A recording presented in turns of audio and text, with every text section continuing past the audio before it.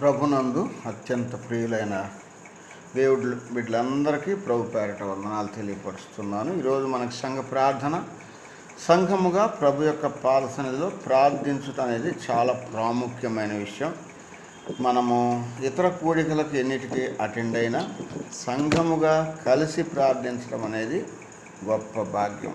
సంఘ ప్రార్థన మన యొక్క ఐక్యతను తెలియపరుస్తుంది. మనలో ఐక్యత, ఏకత్వము, ప్రభుతో మనం ఏం మాట్లాడాలి, ప్రభుతో మన యొక్క సంభాషణ మనకి దేవుడు తెలియపరుస్తాడు. ప్రార్థించడం అంటే ప్రభుతో మనం మాట్లాడటమే.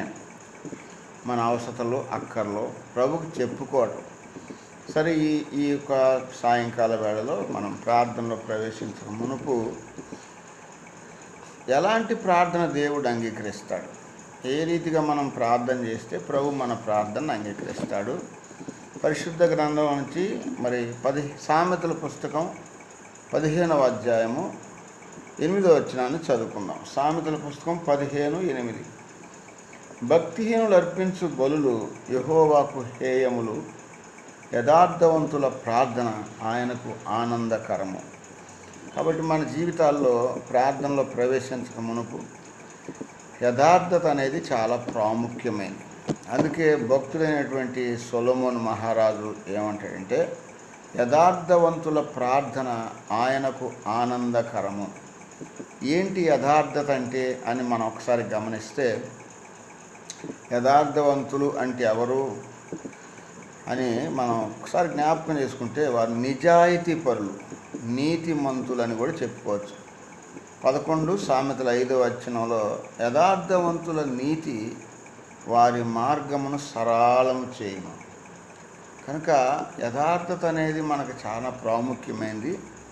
ఆ రీతిగా మనం ప్రార్థన చేస్తే దేవుడు మన ప్రార్థన వింటాడు. చూడండి, యథార్థవంతుల్లో ఉన్న గొప్ప దీవెనలు ఏంటంటే, దేవుడు వారి మార్గాన్ని సరళం చేస్తాడంట. సామెతలు 13:3 వారికి దారి చూపిస్తానండి ఉన్నది.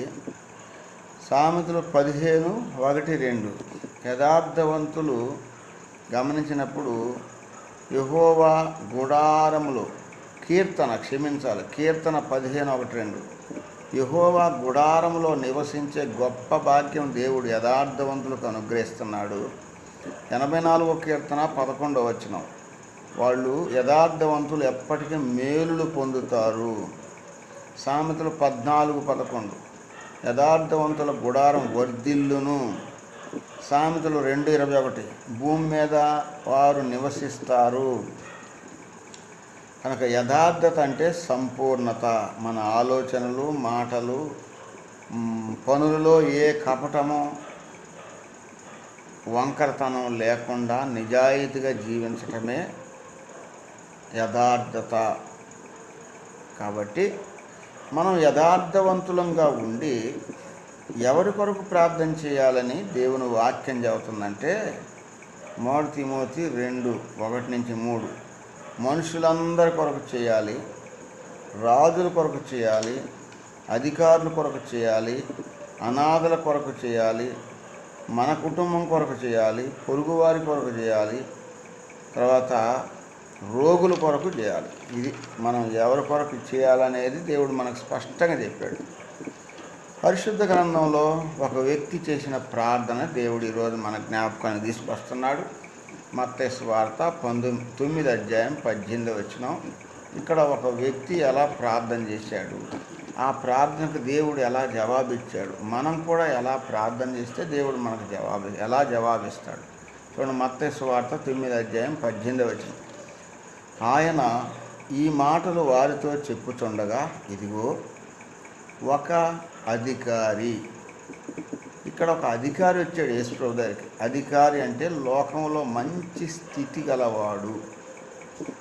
ఈ లోకంలో ఉన్న అధికారాలన్నీ కూడా ప్రభు చేతిలో ఉన్నాయి అని ఆయన గ్రహించాడు. కాబట్టి ఇహలోక సంబంధమైన అధికారం పక్కన పెట్టి, నాకంటే గొప్ప అధికారి యేసుక్రీస్తు ప్రభు ఉన్నాడు అని గ్రహించాడు. మనం కూడా ప్రార్థనలోకి ప్రవేశించక మునుపు ఒకవేళ ఇహలోక సంబంధంగా మనకేదన్నా గొప్ప స్థితి ఉండొచ్చు, ఎన్ని ఉన్నా కూడా అవన్నీ దేవుడిచ్చినవే అనే అవగాహన మనం కలిగి ప్రార్థన చేయాలి. అందుకే ఈయన ఒక అధికారి అంటే మంచి అధికారంలో ఉన్నటువంటి వ్యక్తి, అలాంటి హోదాని కూడా నాది కాదు, ఇది దేవుడు నాకు ఇచ్చింది అని గ్రహించాడు. మనం ప్రార్థనలో ప్రవేశించక మునుపు మొదటిగా మనకున్నది మనది కాదు, అది దేవుడు నాకు ఇచ్చాడు, ఇంకా నాకు ఇస్తాడు. ఒకవేళ ఇహలోక సంబంధంగా మనకున్న అంతస్తు, ఆస్తి, గౌరవము, బ్యాక్గ్రౌండ్, పర్సనాలిటీ వీటిని చూసుకొని మనము సృష్టికర్త అయిన దేవుని సన్నిధానానికి చాలాసార్లు పోకుండా ఉంటాం. అయితే ఈయన ఒక పెద్ద అధికారి యేసు ప్రభు దగ్గరికి వచ్చాడంటే ఆయన అధికారం పక్కన పెట్టేశాడు. యేసు ప్రభు నాకు గొప్ప అధికారి అని గ్రహించాడు. కనుక ప్రార్థనలోకి వెళ్ళేటప్పుడు మన హోదాలు, మన పలుకుబడులు, మనకున్నదే పక్కన పెట్టేసేయాలి. నాకు సర్వము నీవే ప్రభువా, నాకు అధికారివి నీవు అనే అవగాహనకు వచ్చి ప్రార్థన చేయాలి మొట్టమొదటిగా. రెండోది, ఒక అధికారి వచ్చి అంటే ఆయన వచ్చాడంటే ఎందుకు వచ్చాడు? తనలో ఉన్న అవసరత ఆయన యొద్దకు వచ్చేలా చేసింది. అధికారులో ఉన్న అవసరత యేసు ప్రభు దగ్గరకు వచ్చేలా చేసింది. మనం కూడా మనం ఏమేమి అవసరతలు కలిగి ఉన్నామో, మన అక్కర్లు ఏంటో, మన పరిస్థితులు ఏంటో అవి మనల్ని దేవుని దగ్గరికి తీసుకెళ్తాయి. కాబట్టి మన అవసరతను బట్టి, మన అక్కర్లను బట్టి ప్రభు దగ్గరికి మనము తీసుకురాబడిన వారమై, ఇప్పుడు ఒక అధికారి వచ్చాడంటే అంటే ఆయనలో ఏ అవసరత ఉందో అది తీసుకొచ్చింది ఆయన దగ్గరికి. మనం కూడా మనకున్న అవసరతలు ప్రభుకు చెప్పుకోవటానికి ఆయన సన్నిధికి రావాలి. వచ్చి ఈ అనుభవం మన అవసరతల కొరకు ఆయన సన్నిధికి వచ్చి ప్రార్థన చేయాలి. మూడోది, ఆయనకు ఒక అధికారి వచ్చి ఆయనకు అంటే ఆయనలో ఉన్న గొప్పతనాన్ని గ్రహించాడు. ఆయనకంటే యేసుక్రీస్తు ప్రభుకి అని అర్థం. యేసు ప్రభులో ఉన్న గొప్పతనాన్ని ఆయన గ్రహించాడు. ఆయన అలాంటి వాడు, ఆయనలో ఉన్న సుగుణాలు ఏంటి, ఆయనలో ఉన్నటువంటి గొప్పతనం, ఆ లక్షణాలు ఏంటి అనేది ఒక అధికారి గ్రహించాడు. కాబట్టి మూడోది, ప్రభువులో ఉన్న గొప్పతనాన్ని మనం గ్రహించిన వారమై ప్రార్థనకు రావాలి, ప్రార్థనలో ప్రవేశించాలి. నాలుగోది ఏం చేసి ఆయనకు మొక్కి అంటే మనకు సర్వం అనుగ్రహించే దేవుని గౌరవించాలి. మన ప్రభుకి కృతజ్ఞతాస్తుతులు చెల్లించాలి. ఆ ప్రభుని ఘనపరచాలి, హెచ్చించాలి, పూజించాలి, గొప్ప చేయాలి. ఆయనే హెచ్చించవలసినది, నేను తగ్గించవలసినది. నాకు సర్వము నా ప్రభువే అనుగ్రహిస్తాడు అని ఆయనకు మొక్కి అంటే ఆ ప్రభుకి ఘనత, మహిమ, ప్రభావములు చెల్లించి ఆయనకు ప్రథమ స్థానం ఇచ్చి అని అర్థం. ఇక ఐదోదిగా, నా కుమార్తె ఇప్పుడే చనిపోయినదే అంటే ఏమంటున్నాడంటే ఏదైతే ఆయన అనుకున్నాడో, ఏదైతే నాది అనుకున్నాడో, అయ్యా నాది కాదు, నువ్వు తీసుకున్నావు. ఆయన కుమార్తె ఇప్పుడే చనిపోయిందంటే ఎవరు తీసుకున్నారు? ప్రభువా నువ్వు తీసుకున్నావు. కాబట్టి ఆమె నీ యొద్దకు వచ్చినది అంటే నాది కాదు, అది నీది, అది ప్రభువుది అని మనం గ్రహించాలి. ఏదైతే మనం పోగొట్టుకున్నామో, ఏదైతే మన చేయి జారిపోయిందో, నాది కాదు ప్రభు, అది నీది, నువ్వు ఇచ్చావు, నువ్వు తీసుకున్నావు. ఈ అనుభవంలోకి రావచ్చు ప్రార్థన. అందుకే ఈయన నా కుమార్తె ఇప్పుడే చనిపోయింది అంటే ఆమె నీ దగ్గరికే వచ్చింది. నా దగ్గర ఉన్నంతసేపు నాదే, కానీ ఇప్పుడు నీ దగ్గరకు వచ్చేసింది. కాబట్టి నీ యొద్దకు వచ్చింది, నాది కాదు, అది నువ్విచ్చిందే అనేటువంటి అనుభవంలోకి రావాలి. ఆరోది, అయినను నీవు వచ్చి, అయినా కూడా నీవు నా దగ్గరకు వచ్చి, లేదంటే నా కుమార్తె దగ్గరకు వచ్చి అంటే ఆయనలో విశ్వాసం కలిగిన వాడు.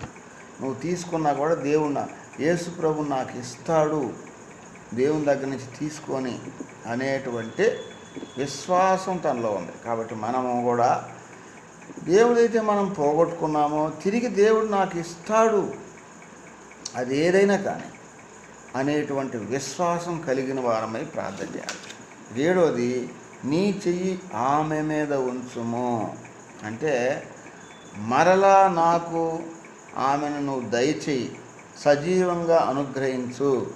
ఆమె ఎప్పుడైతే నీ దగ్గర ఉంది, మళ్ళీ జీవాన్ని ఆమెలో పోసి మరలా నాకు అనుగ్రహించు. అంటే చనిపోయిన వారిని బ్రతికించే గొప్ప యేసుక్రీస్తు ప్రభుల వారు అని ఆయన నమ్మాడు, ప్రార్థన చేశాడు.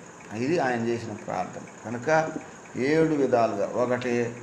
ఒక అధికారి అంటే ఆయన తన హోదాని విడిచిపెట్టడం.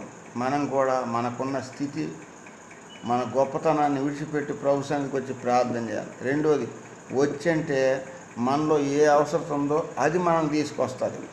మూడోది, ఆయనకు అంటే ఆయనలో గొప్పతనాన్ని గ్రహించిన వారమై. నాలుగోది, మొక్కి అంటే ఆయనను కృతజ్ఞతాస్తులు చెల్లించి ఆరాధించి గణపరిచి. ఐదోది, నా కుమార్తె ఇప్పుడే చనిపోయిందంటే నేను పోగొట్టుకున్నాను ఒకటి, అది నాది కాదు నీది. నేను ఏదైతే పోగొట్టుకున్నానో అది నీది అని గ్రహించుకోవాలి. అయినను నీవు వచ్చి ఏది పోగొట్టుకున్నానో అది పొందుకోవాలంటే నాకు విశ్వాసం ఉంది. అయినను నీవు వచ్చి అంటే విశ్వాసం కలిగిన వాడే. నీ చెయ్యి ఆమె ఉంచు, తిరిగి నాకు అనుగ్రహించు. కాబట్టి చనిపోయిన వారిని బ్రతికించే దేవుడు మన దేవుడు. యేసుక్రీస్తు ప్రభుగా ఈ లోకానికి వచ్చి ఏదైతే మనం పోగొట్టుకున్నామో అది పొందుకోవటానికి, ఆయన ఇవ్వటానికి మనకి ఈ లోకానికి వచ్చాడు. ఇప్పుడు ఈ అధికారి ఎప్పుడైతే ఇలా ప్రార్థన చేశాడో, యేసుక్రీస్తు ప్రభుల వారు వారి గృహానికి వెళ్ళి చనిపోయిన ఆ పిల్లను బ్రతికించి తిరిగి ఆయన చేతిలో పెట్టాడు. మనకు కూడా ఏదైతే మన అవసరం ఉన్నదో, ఏదైతే పోగొట్టుకున్నామో దాన్ని తిరిగి పొందుకోవాలని దేవుని ప్రజలైన మనం అనుకున్నట్లయితే, ప్రభు చెప్పిన రీతిగా అధికారి చేసిన ప్రార్థన మనం కూడా చేస్తే తప్పనిసరిగా దేవుడు మన స్థితిగతులు మారుస్తాడు, మన అవసరాలు తీరుస్తాడు, మన పరిస్థితులు సరిచేస్తాడు, మన సమస్యలు పరిష్కరిస్తాడు, మన వ్యాధులకు స్వస్థిస్తాడు, మన బాధలకు నెమ్మదిస్తాడు, మన బలహీనతల్లో బలాన్ని ఇస్తాడు. ఇహలోకంలో జీవించినంత కాలము దేవుని కొరకై, దేవుని మహిమార్థమై జీవించు భాగ్యం మనకిస్తాడు. ఆ రీతిగా కొంతసేపు మనం ప్రార్థనలో ప్రవేశిద్దాం.